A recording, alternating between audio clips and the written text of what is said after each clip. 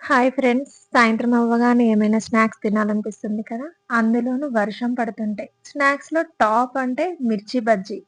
బయటికి వెళ్ళినప్పుడు మిర్చి బండి దగ్గర నుండి మిర్చి బజ్జీ గుమగుమలు రాగానే వెళ్లి తినేస్తూ ఉంటాం.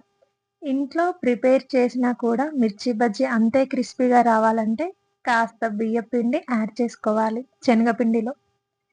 పిండి కన్సిస్టెన్సీ కూడా థిక్‌గా ఉండేలా చూసుకోవాలి. ఇంకా బండి మీద తిన్నటువంటి మిర్చి బజ్జీ ఇంట్లోనే ప్రిపేర్ చేసుకొని తినేయొచ్చు. హలో ఫ్రెండ్స్, యూట్యూబ్ ఛానల్ కొత్తగా స్టార్ట్ చేశాను.